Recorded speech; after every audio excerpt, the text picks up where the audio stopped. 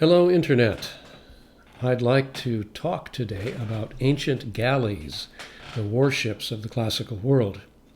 In particular, I'd like to talk about the quinquereme, a particular type, and explain why one of them may have been found, and if so, why it may help address the problem of the unbelievably large numbers of ships and men which Polybius says were involved in the First Punic War, which was the first of three wars between the Roman Republic and Carthage. The first one took place between 264 and 241 BC. Now, for several centuries, from the Hellenistic period until the end of the Roman Republic, the standard battleship of the Mediterranean states was the quinquereme, or as it's sometimes called after its Greek name, the penter, a large galley used to engage other ships with a ram or with a sizable contingent of soldiers, perhaps as many as 120 on the Roman vessels. And they would be put on board and used to attack enemy ships through boarding. Now, here's a fresco from a wall in Pompeii showing a galley with troops aboard. Is it meant to depict a quinquereme? Well, there's no way to know, but it gives a general idea of what an ancient galley must have looked like. And here's a rather stylized galley on a coin from the Roman Republic.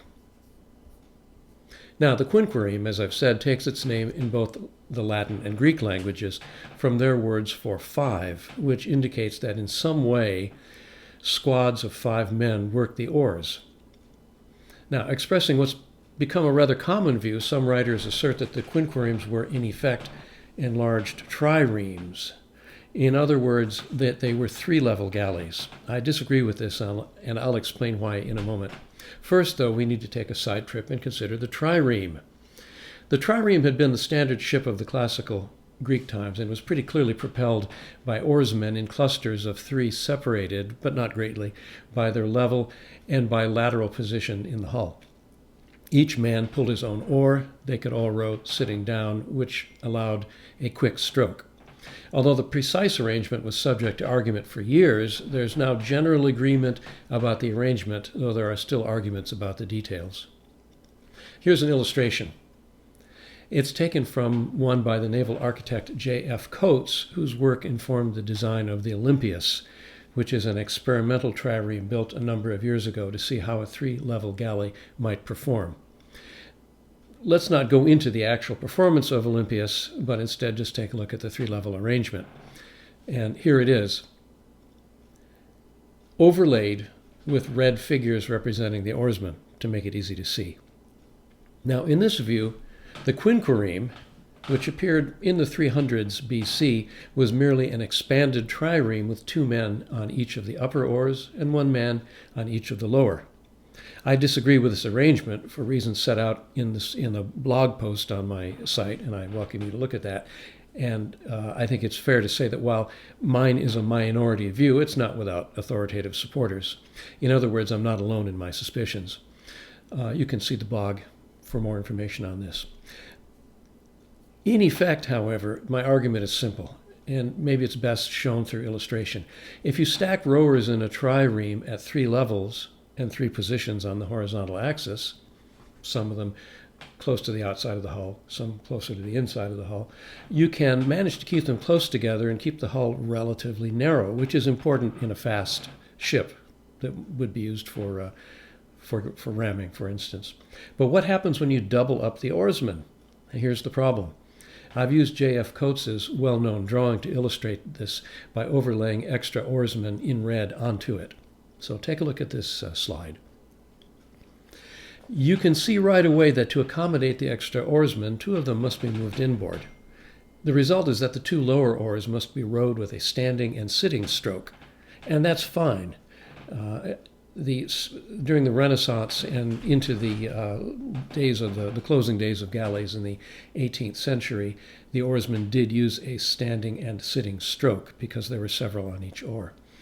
But in any case, the standing and sitting stroke would be required no matter what the precise arrangement of the 3 levels of oars would be. This means that all of the oars must use the slow stroke to keep time, and more importantly, the hull has to accommodate 10 men across. Here's an example of what I'm talking about. This quite obviously is not to scale, but gives you an idea of the sort of galley that I'm proposing, or that I suggest was actually used. In fairness, if we look at Coates and Morrison's book on Greek and Roman oared warships, he did come up with a design in which he was able to put people at 3 levels with only 8 men across by making the hull taller and so on. But I think you see the difficulty here. Why stack the oarsmen in such a complicated way? Especially when you're going to end up with a standing and sitting stroke anyway, the long, slow stroke used in later galleys.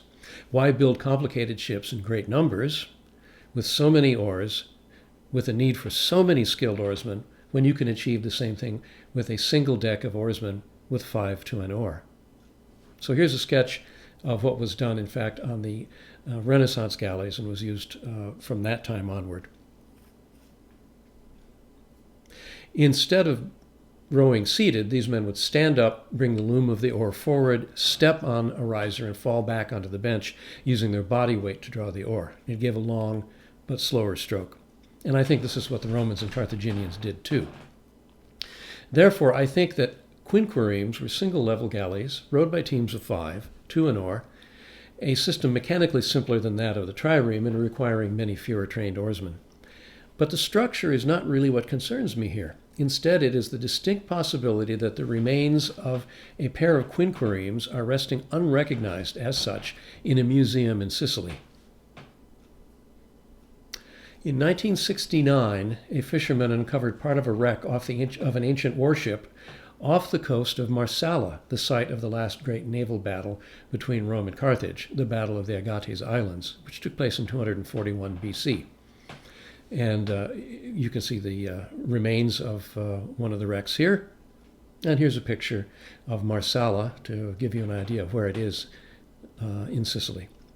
Shortly afterward, the wreck of another similar ship was found. Parts of the ships were lettered with Punic script, so we know the ships were Carthaginians. Carbon dating is consistent with their loss at the time of the battle. After the initial wreck was discovered, it was excavated by marine archaeologist Honor Frost. The remains of the second ship allowed her to make a reconstruction of the first, and the reconstruction, generally known as the Punic ship, is on display at the Archaeological Museum in Baglio Anselmi in Sicily. I think it's reasonable to suppose that the Punic ship is composed of the remains of quinqueremes lost in the battle, and if so, the reconstruction may help solve the problem of ship and crew numbers in Polybius's account of the First Punic War, which took place between 264 and 241 BC. What's the problem? Unbelievably large numbers of ships and men reported to have been involved. Polybius, the Greek historian, lived from around 200 BC to 118 BC, and he's our primary source for information about the First Punic War. He was a Greek born more than a generation after its conclusion. Polybius gives us our principal account of the Battle of the Agates Islands and reports that close to 450 quinqueremes were involved, some 80 of which were sunk.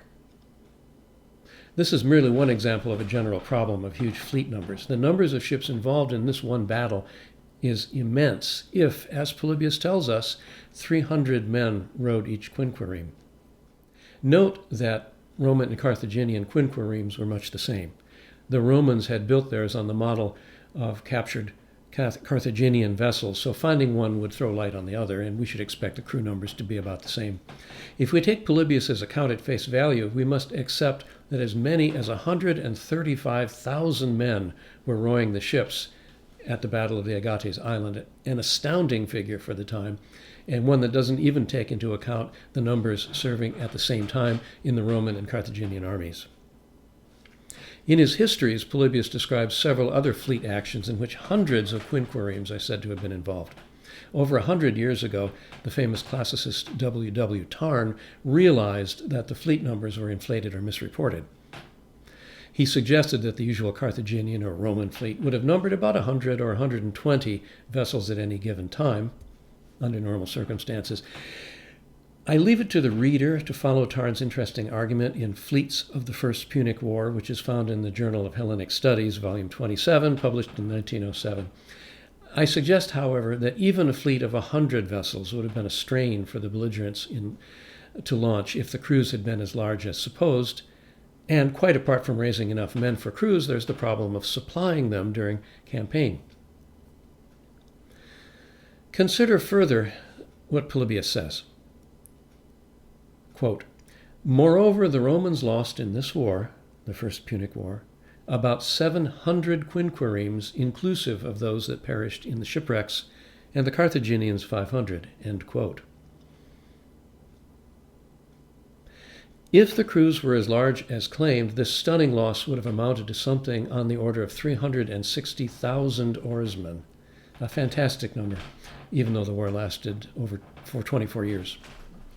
Solutions to the problem of unbelievable fleet and crew sizes are immediately obvious. The fleets were smaller than reported, the ships were smaller than reported, or both. And this is where the Punic ship comes in. Frost recognized that the wreck was that of a warship, and that it was the first to have been discovered from ancient times. The hull was about 7 times as long as it was wide. There had been a ram at the bow. It was clearly a war galley. As reconstructed by Frost, the vessel had been about 110 feet long, had a beam of 16 feet, a displacement of 120 tons, and was fitted with 34 oars, 17 to a side. She wrote of it, and I quote, "The Punic ship itself was neither a trireme nor a quinquereme, the battleships of the navies, but a Liburnian, a smaller kind of fast ship with 17 oars on each side, each pulled by 2 rowers." End quote. But is this a correct interpretation? Frost herself noted that the oars were set rather far apart, quote, "perhaps so that 2 men could control each oar," end quote. But were they set far apart so that even more than 2 men could row? Let's take a side jaunt. In 1937, Vice Admiral William Ledyard Rogers published the book Greek and Roman Naval Warfare, a study of strategy, tactics, and ship design from Salamis, 480 BC, to Actium, 31 BC. In this book, Admiral Rogers proposed a design for a quinquereme. What is interesting about his proposed design is its remarkable similarity to that of the Punic ship. Its length, beam, tonnage, and number of oars are almost the same. It may be coincidence, it may not be. Let's look closer.